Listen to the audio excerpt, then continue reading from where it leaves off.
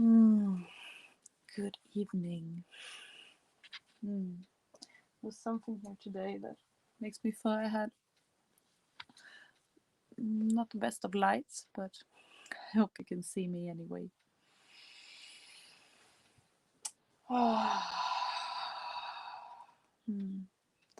This has been a beautiful Sunday.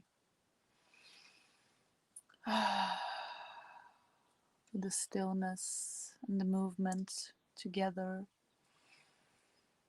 Me and my daughter Daga spent this weekend making her first drum. So she's created her own first drum, and just it's always such a gift to be part of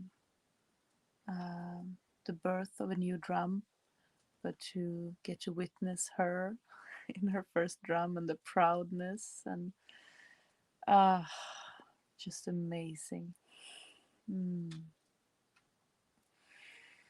So today she's created her drumstick and initiated the drum, and it feels so rich and so beautiful.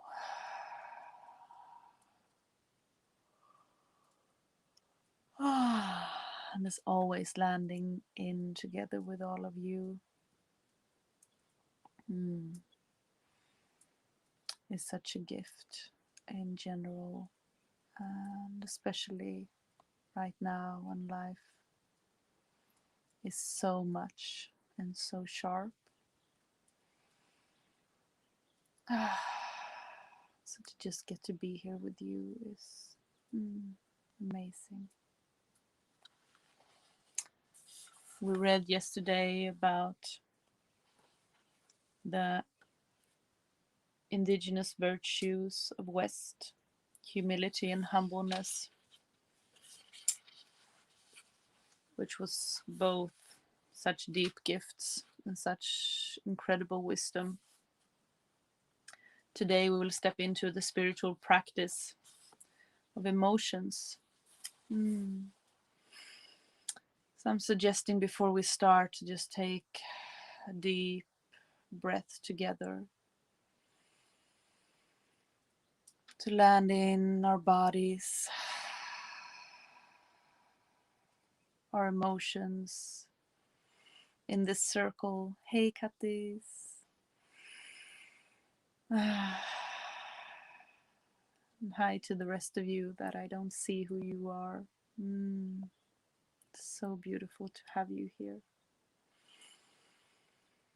So let's just take our place in this circle and in ourselves on this earth. It's one of the most important active choices that we can make.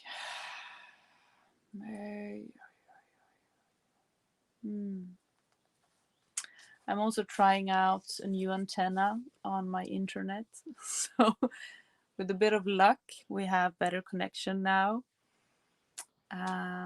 So that's also a thing that we're testing out. So if you experience that it's worse or better than usual, then you're please let me know, because I have no idea during the sessions. So let's dive into it. Spiritual practice, emotions. Star seeds, or sacred people, are bright lights in an otherwise dreary modern society, and they draw others to them like moths to a flame. People pick up their energy, holding on to it for years or even decades. The trouble is that the reverse is sometimes also true. A starseed often retains the energy from those they interact with, for better or worse. So someone with trauma can pass the emotional memory of that trauma onto us without being aware of it. And of course, we all have our own traumas. This is a natural part of life, as life isn't meant to be perfect and is instead meant to be useful. But if we allow that trauma to mean more than it does, it will always haunt our minds, whispering all the little storylines of our victimhood to remind us that we don't deserve happiness, that life has little meaning, or that we're not as good as other people. Hmm. It's extremely harmful to constantly be in a loop of our negative self-talk, negative self-esteem, negative self-confidence, and all the social anxieties that go along with them. We must remember that every cell in our body is listening and reacting to how we talk with ourselves. Hey, hey. Mm. Most trauma comes from unresolved emotions. This is an oversimplification, but it does give us a starting point to talk about issues rooted in a horrific event or conflict from our past that are continuing to affect us in the present. Often during the traumatic experience, these negative emotions are imprinted on us physically now, as well as through our senses, our sight, hearing, smell, taste, and touch. People who have been sexually attacked often cringe at the thought of being touched on their necks or stomachs or arms or legs, and they frequently live without a sense of personal safety, unable to set or enforce personal boundaries. Many combat veterans can become paranoid and have and may have a tendency to create chaos when things seems to be going really good, or get too calm and predictable. These behaviors may be subconscious attempts to revisit the traumatic experience in order to heal it or reconcile it with some type of meaning, but we are rarely able to do so, and instead the cycle of abuse continues. The elders tell us that the best way to get over something is to go through it. Part of that process requires coming to a personal sense of closure with the emotional energy of the trauma, including our emotions around the person who may have caused the trauma. This allows you to release from letting the trauma control you. The water transfer. There are various rituals and practices that we can use to get closure. For instance, burying the hatchet is a phrase that comes from a time when certain northeastern tribes would ceremonially bury their weapons and store them away to signify a close to their time at war, and declare that they were now in time of peace and healing. You may also be familiar with various cutting the emotional cord techniques that offer similar ways to help bring closure to our traumatic experiences. The water transfer is a healing technique that works with our spiritual and energetic attributes, as we are spiritual beings composed of energy. In this practice, we cleanse and prepare ourselves, then conjure up the trauma and person or experience associated with that trauma. We acknowledge it and then transfer it to the water, allowing Mother Earth to take that trauma from us and put it away so we can move through it and get on with our lives. Don't worry or question yourself with, am I doing it right? The important part is that you're meeting your prayer halfway by putting your intention into action. This practice is not for everybody, If recalling your trauma brings you to a state of panic, put your practice on hold, and even though the water transfer has brought closure to and helped heal countless people, nobody's claiming that a lifelong trauma is easy to heal with a 4-step healing practice.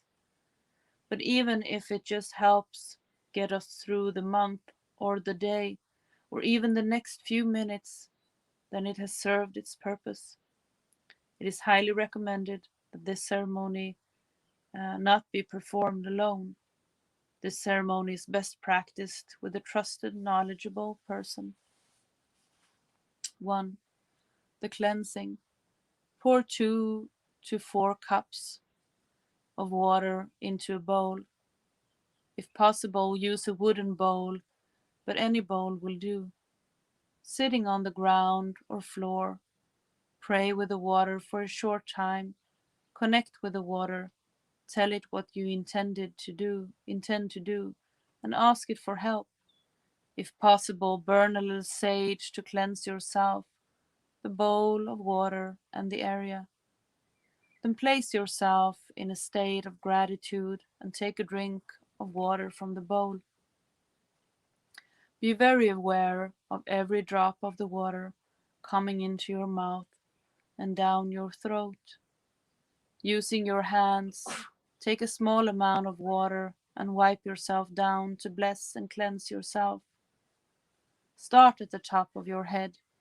Lightly wipe your forehead, eyebrows, eyes, nose, and mouth, and move down over your throat and around the back of your head. Then lightly wipe down your torso, arms, legs, and feet. The transfer is number 2. Ready yourself by setting your intention for healing. Open yourself to be willing to let go of the trauma. Hold the bowl in your hands and allow the experience of the trauma to come in. If a trauma comes in that you weren't expecting, don't try to stop it, because it's what is supposed to come forward.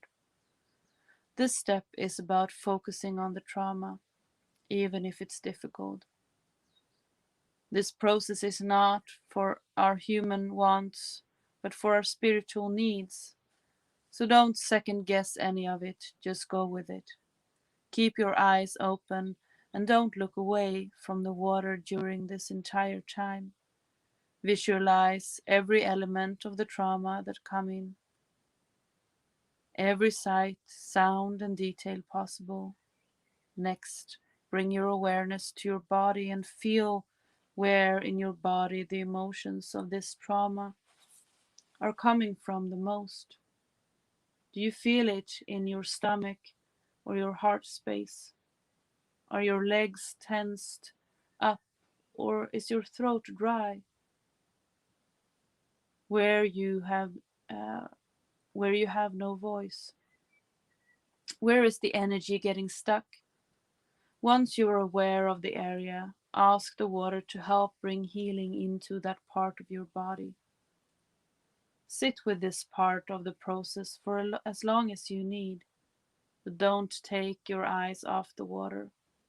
You'll know when it's time to move on, when you're ready. Using every sense and with full imagination, you must grab hold of that experience from where it's stuck in your body and with sheer will and intention transfer it into the bowl of water. Take your time with this, because that trauma will be determined not to leave the home it has made in you. You will instinctively know that the experience is over, and when the trauma is no longer part of you and has become bound to the water in the bowl. 3. The closure. After the transfer happens, close the visualization and make sure to disconnect all senses. You're still looking at the water, but you're no longer imagining any images in the water, though the trauma is still bound in that water. Then take the water outside and pour it onto the ground. If you have sage, it's good to burn a little to cleanse yourself and clear the environment, and then you're done. What a beautiful ceremony.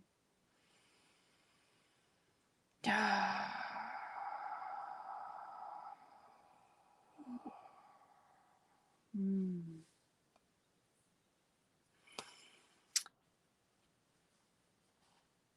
We're heading into the next chapter. It's about North, the earth medicine. And I think I just start to read the first part and then we leave it there and I can read it again tomorrow. Wasiyata, North, earth medicine. The old people came literally to love the soil, and they sat or reclined on the ground with a feeling of being close to the mothering power. Their teepees were built upon the earth, and their altars were made of the earth. The soil was soothing, strengthening, cleansing, and healing. That is why the old Indian still sits upon the earth instead of propping himself up and away from it, its life-giving forces. For him, to sit or lie upon the ground is to be able to think more deeply and to feel more keenly. He can see more clearly into the mysteries of life and become closer in kinship to other lives about him. Said by Chief Luther Standing Bear. Beautiful introduction to the earth medicine. Thank you so much for tonight. With that, we close this day. Let go with gratitude and gratefulness. And we open up for the night, the dream time,